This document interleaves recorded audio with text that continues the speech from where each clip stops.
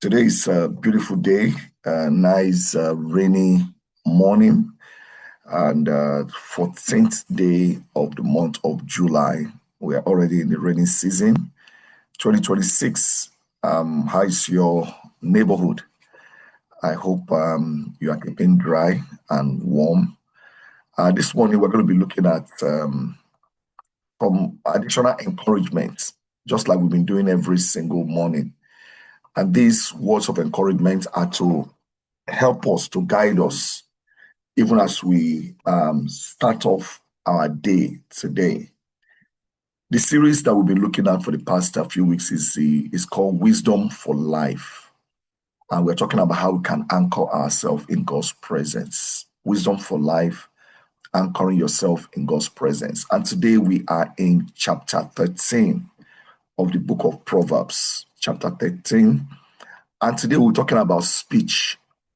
Okay, we're looking at speech. I'm really excited about this. We're looking at speech and the power of words. Okay, speech, the power of words. Proverbs 13. Let me open my Bible so that we can read together. But before I read, just a bit of an introduction. This study we're going to be doing today is going to bring us face to face, all of us. It's going to bring us to what I would call the governing currency of your human relationship and structural execution. Everything I just said right now means one thing: your mouth. It also governs relationships. This mouth can build relationships, it can break relationships, it can help you execute business. It becomes your currency. The Yoruba will say, oh, lowo ologun, oh, tulenu.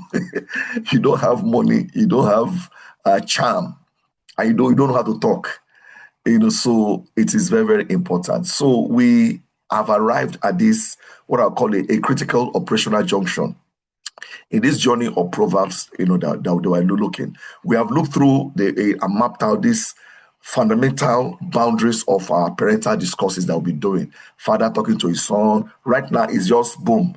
You will not see any my son, in this chapters that we're rereading, because these chapters begin to now reveal that words are not just merely casual sound waves.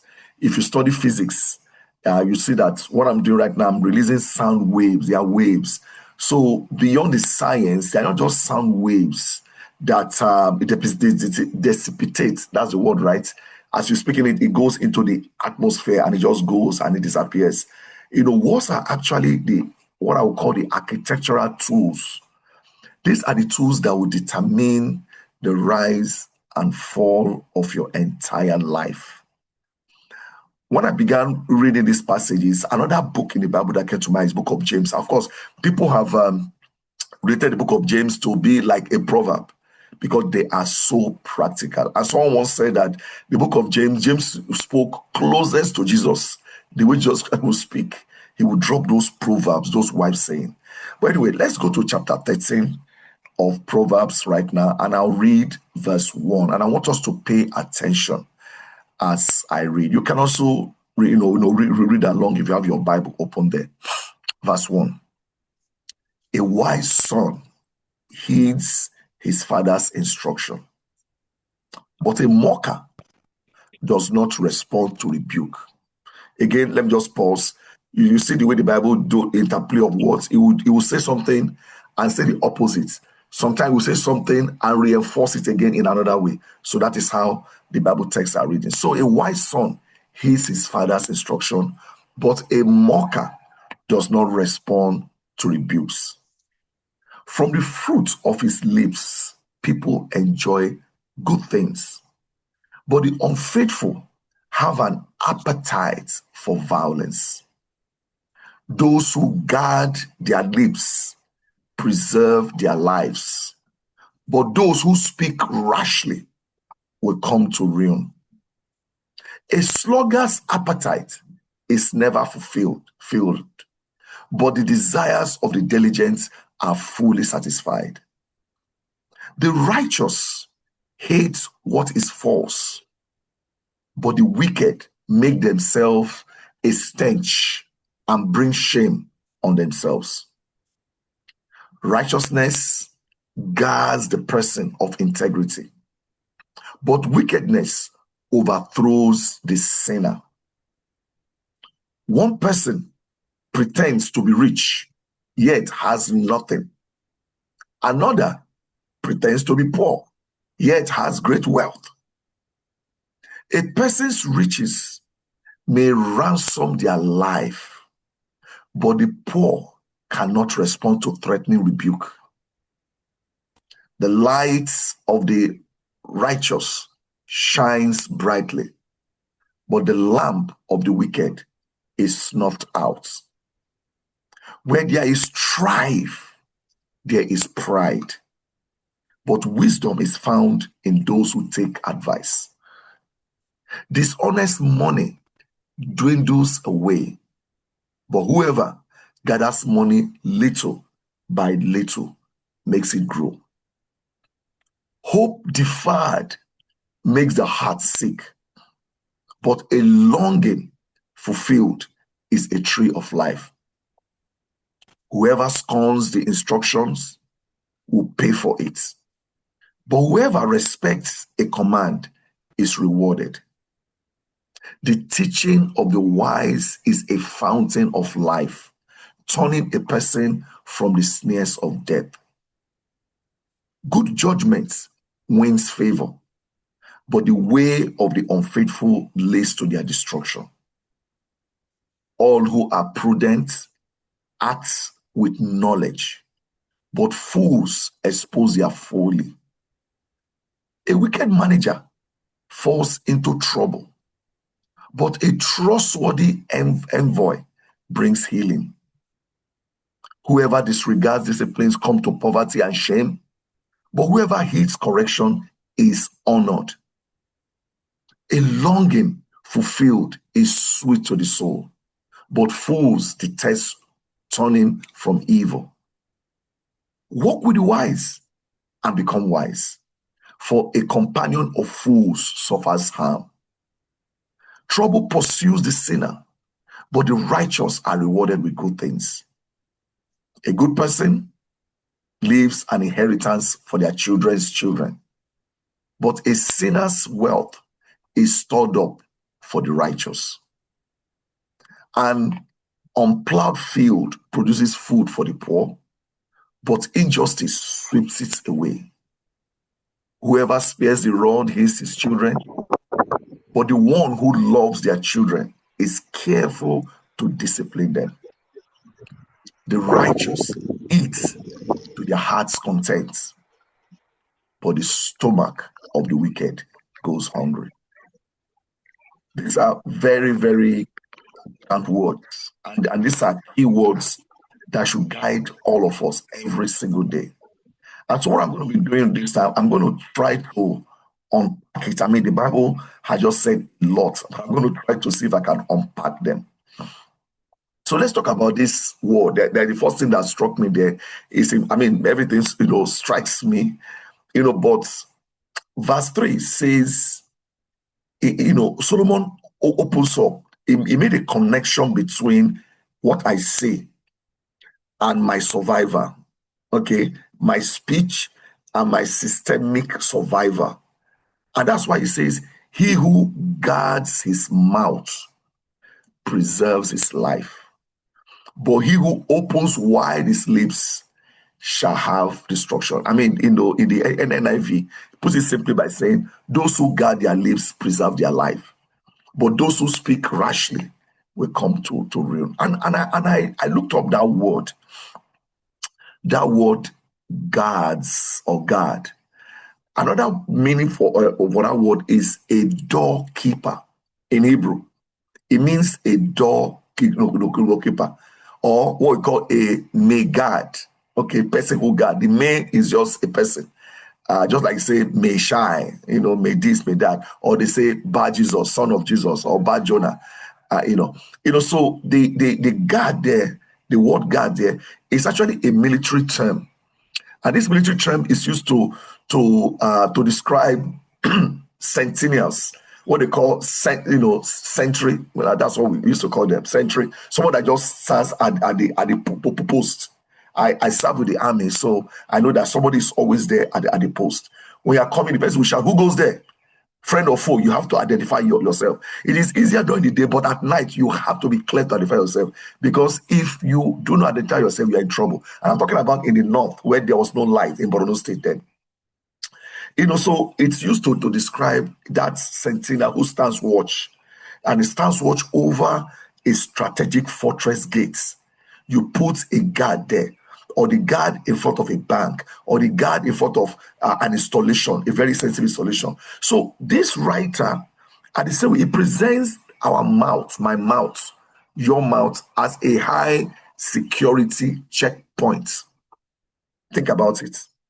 If you are going to the CBN, you see, all those sensitive places. So the Bible is saying our mouth, my mouth, is actually the high security checkpoint. Now, if I open the gates of my mouth carelessly, if I release words of panic, if I release unaligned gossip, if I release unethical compromise, or even some self-sabotage, the things I say that will self-sabotage me, what you and I will do is that you are going to begin to create an immediate security breach. That's what they call it. If you're watching some of those films, American films, all those spy movie, James Bond, whatever they say, when an enemy enters and it is detected, alarm will just go up, boom, boom, boom, security breach. Somebody has breached the security. And when the security is breached, you are inviting structural collapse into your career, into your finances, into your destiny, when you don't guard yourself. So wisdom insists that all of us, that you build a house that is lasting. And for you to build that house as a disciple, you must master discipline of verbal gatekeeping. Verbal gatekeeping. Your mouth. Okay. So let's juice out some more things. I started from verse 3. Let's go back to verse 2. Or what I say, verse 2. Because you're going to find out that your words can shape destiny. Solomon, began to drop this monumental law, that law of cause and effect. Whatever you do, you reap. Whoever, like the Noah said those days, anybody that pours water on the floor will step on wet floor. Those days that people live in, this face me, I face you, and you come out from your house, everybody comes out from the same place. And so all those things began to form proverbs and sayings, because they are general fundamental truths of life, that you will reap what you sow. So verse 2 say from the fruit of their lips, people enjoy good things, but the unfaithful have an appetite for violence. So for me, this is what I would call an economic metaphor. Okay, it's an economic metaphor. That means that your words are seeds. Okay, you are spreading them out. They are seeds that inevitably they produce a harvest that you must personally digest. You cannot speak defeat and expect to inherit victory in your life. It's not possible. You cannot release words of scarcity and expect to manifest an overflow in your life. You cannot be phrasing things that are not building up. That's why Bible wants all of us that let our words, let it be seasoned. Speak words, be encouraging. What we say to one another, because our words can build up and it can also break. Listen, forget what people say that, sticks and stones may break my bone, but words will just pass through. It doesn't happen, no. Words can break bones. So the phrases that I choose to use daily, the phrases that that you choose daily, they are actually, without you knowing, they are actively molding your personal reality. And that's why we say there's some things you don't say to children. You don't say to children, because when it enters their ear, they'll just start behaving. If you start saying you are foolish, you are dumb, or whatever, they will start affecting them. Those words will affect them. So those things can begin to affect your professional reality. your family environment, your mental capacity.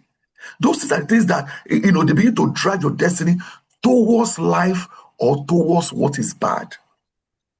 The things you say about yourself. And that's why I remember, just a few days ago where, we went to see my in-law who was not well, and we were just talking with my daughter and everything. My in-law was like, wow, Ella, you're doing well. I mean, she saw her TikTok, she's trying to be humble. Like, he said, own it now. Just say, own it. Sometimes only will be thank you. And sometimes we think we are being humble, but we are actually just saying what they call, you are having an imposter syndrome. An imposter syndrome is when you don't believe that you are who you are really are. You don't believe your capacity. You are always looking down on yourself. You all believe, maybe I'm an imposter. Maybe I'm faking. Maybe I'm not for real. Maybe that happened to me. It was just a fluke. It won't happen again. And by the time you begin to talk to your subconscious has no way of determining what is right or wrong. When you put it's like a tape. When you slot it in, it plays. Whatever, if you put Akpala music there, that's what it's going to play. If you put disco, that's what it's going to play. Your subconscious cannot say, oh no, disco is not ready. Let me play Afrobeat. No. The things you begin to put your subconscious. That's how what begin to determine you. That's why some people just come out, they are downcast because subconsciously they've been wounded. So today I want you to affirm and resolve. Tell yourself, I resolve to recognize that my words, they are the architect of my future. The things I say about myself. I'm not talking about lying. I'm not talking about exaggerating. I'm not talking about all those Pentecostal, what people normally do. I'm talking about being honest and speaking faith. Bible says faith is being sure of what you hope for. Certainty of what you not see. You begin to speak things out. So tell yourself that you resolve to begin to recognize that my words, your words, are the architect of your future. And I intentionally choose to release language that aligns with the premium blueprints of God's kingdom. What does the Bible say about you? When the Bible calls you victor, you are calling yourself something else.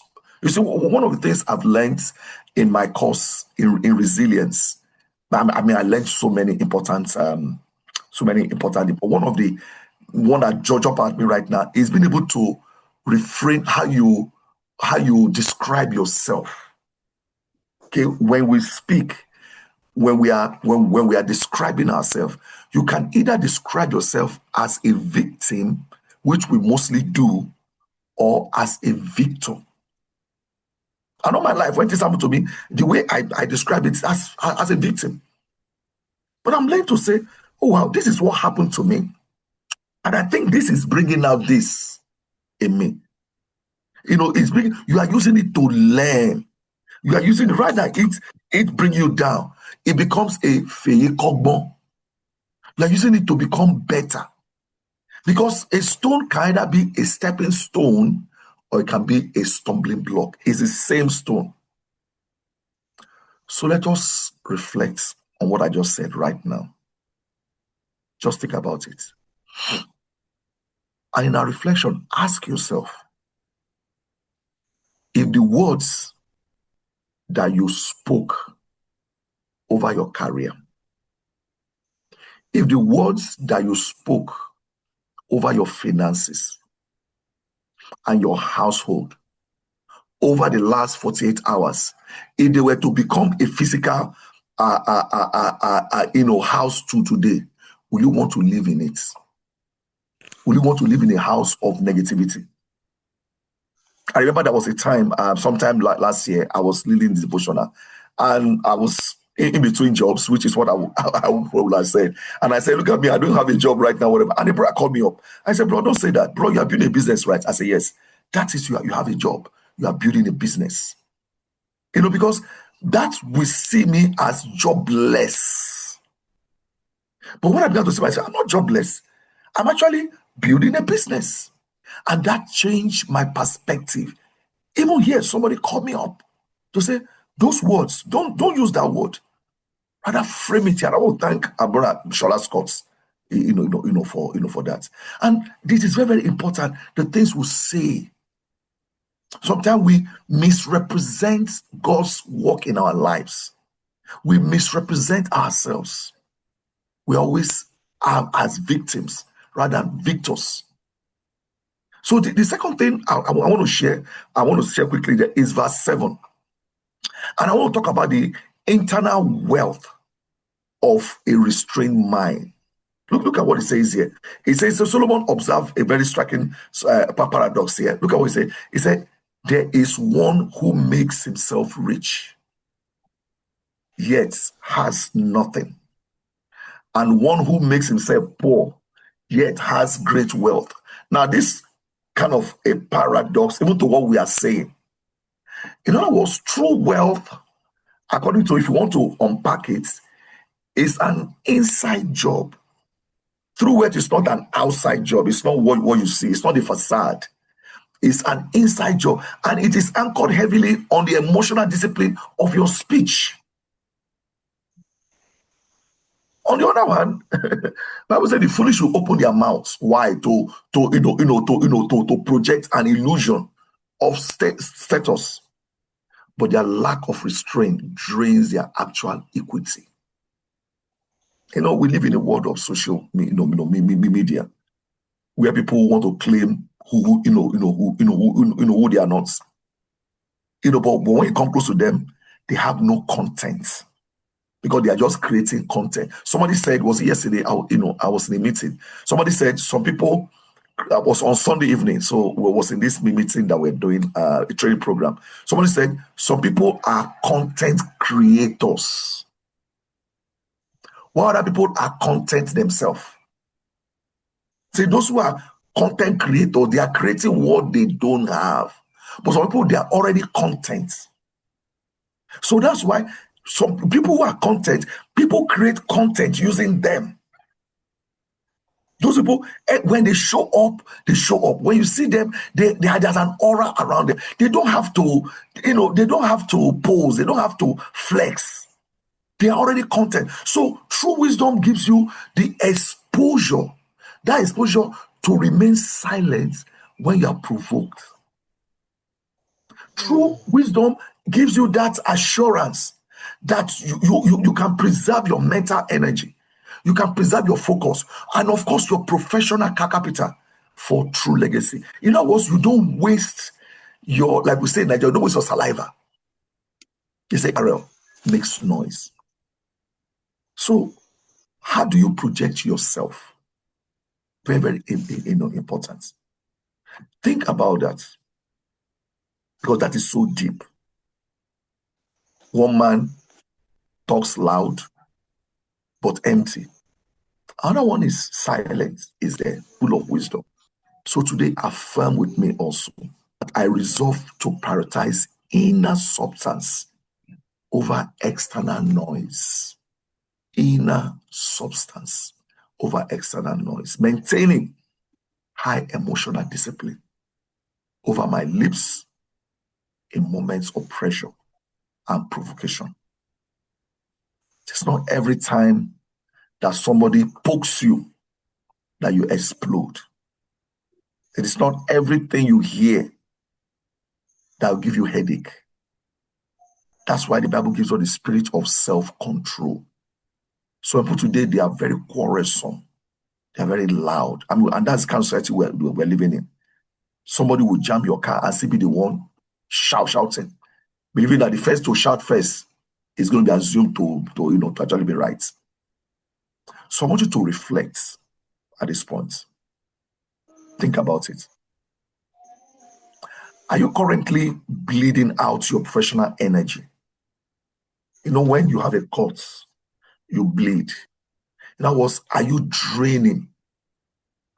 Or do you have peace of mind by constantly jumping into, do you lack that peace of mind, by constantly jumping into unnecessary arguments? Are you constantly defending yourself against carnal critics, people who don't even, there's sometimes you don't answer. You know what they say, that silence is the best answer for a fool. You don't say anything. That's wisdom in it. Finally, I want to share from verse 20. So how do we navigate the counsel of the wise? Because it's very difficult. The Bible says, the book of James said, nobody, neither you nor me, nobody who live, no matter how wise you are, that you will not make mistake in the things that you say. Even thinking about it, I must have made several mistakes in the things I said yesterday. So, and that's why the Bible said that we have to guard our tongue. So in this verse 20, Solomon begins to point out what I believe is a critical pathway to this operational, if you want to elevate ourselves, let's call it operational elevation. It says in verse 20, say, he who walks with the wise, or with wise men, or with wise people, okay, he will be wise himself. But a companion of fools will be destroyed. He who walks with wise. You know what the Yoruba people say? They said, if soap stays too long on leaf, that leaf will become soap. So the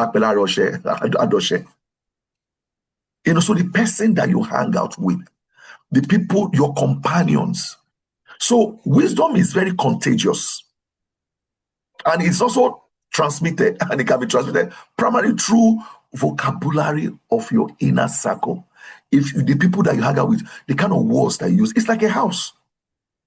Like a house. When you see a child, you say, this child resemble your papa, resemble your mama. Because you have copied your mannerism, the things you say, and everything. So when you sit in an environment where the language is saturated with strategic insights, wisdom, high execution, and what I would call kingdom alignment, what happens to you? Your mental network is automatically upgraded. You begin to you just become wise. You're going to be less like if you sit around older people and they are dropping this kernels of wisdom, and then you just start becoming wise.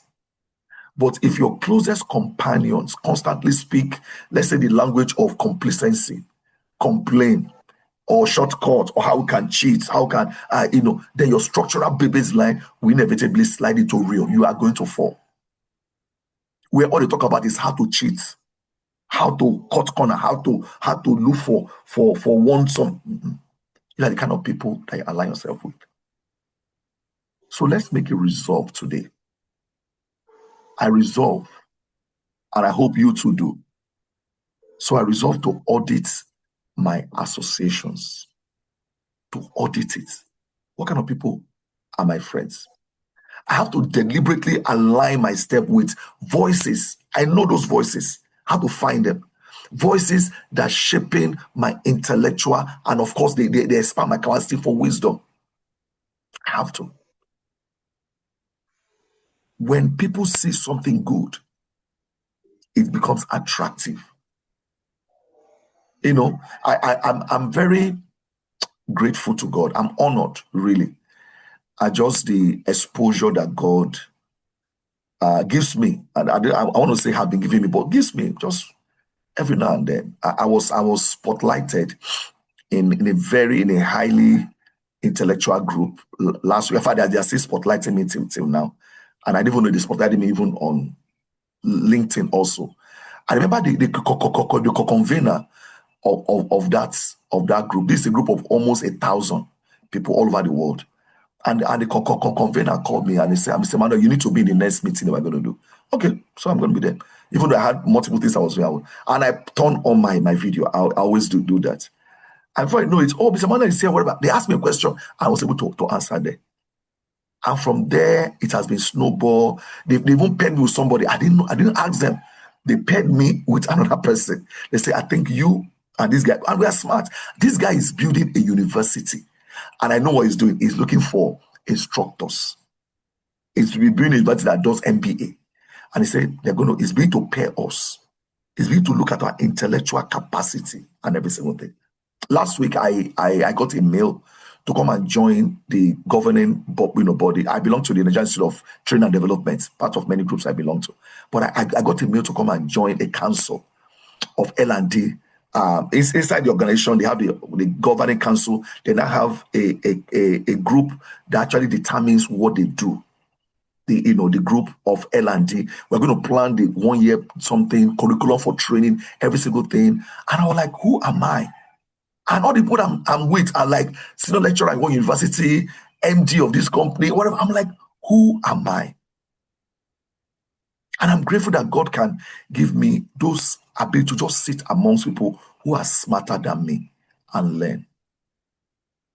See, our action plan for this week or for today is to begin to speak life over yourself.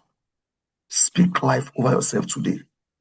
In other words, do not just let this morning class, don't let it remain as one passive lecture that you're hearing. Remember what we talked about, the foolish woman, the Dame Foley. Dame Foley wins. It will win in your life when you let our environmental these problems to begin to dictate your vocabulary. When you begin to use the words of your environment, that it doesn't build anybody up.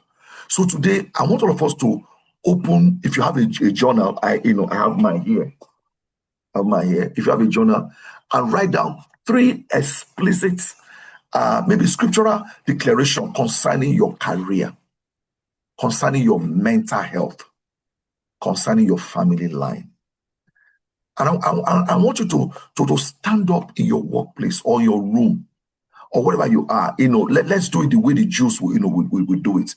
Then speak those words aloud with some absolute, let me call it apostolic authority, if there's any sort of thing like that. Then you say, why you say the Lord is my shepherd? You're not just reading it like, okay, this is just like one word. You are reading it to yourself. You are reading that this is mine. And that's how Jesus Christ read that passage in the synagogue. And they were looking at him, and he closed the scroll and said, today have been fulfilled. What is God saying about you? Read it out loud. Let your mind begin to align with what God is. If you are struggling in one area, begin to use what. I grew up in a society where children, even when they do something wrong, the mother will say, Olori Renier, they bless them. The guy will not say, even though I've done what is wrong, I can actually do better. Words are very, very important. Very, very important. During the week on Saturday, I was in a place in the gathering and people were eating. I'm not kidding you. Let's say 95%. I can't tell everybody. They finished eating and people were flinging their bowls around. One by a corner, one by a bush. I was like, the whole place was littered. I was like, what is wrong with people? And I kept mine and I packaged mine and I put it on the table. Then I saw that guy again taking his tissue paper, throwing. I said, why are you doing that? And he was trying to make an excuse. And I told him, please don't make excuse. And I think he felt embarrassed. And shortly before we left that place, I took my chair and I went beside him. And I sat beside him.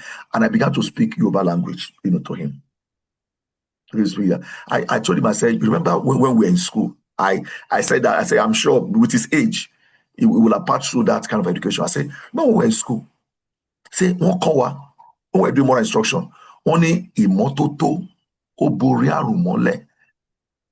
Boys take checking, he finish it, very timbori oru. And the guy looked at me, and that was when I struck the chord in his heart. I said, that is what we are taught. Imototo, cleanliness. Cleanliness is what covers up sickness. Just like the chill of Harmattan will cover up the heat that is going to come in. I said, so if that is what we're taught, growing up, what are we going to teach our children? And the guy just melted. And we became friends. I shook his hand. He was very happy. And I told him, I'm sorry if I embarrassed you. But that's why he said, yes, you understood. See, how we talk is very, very important. We have to begin to refrain, and of course be able to redirect everything that we're doing. We're going to be praying at this time. We have almost 20 minutes or 15 minutes, more than 15 minutes to pray. But before we pray, if we have comments to share,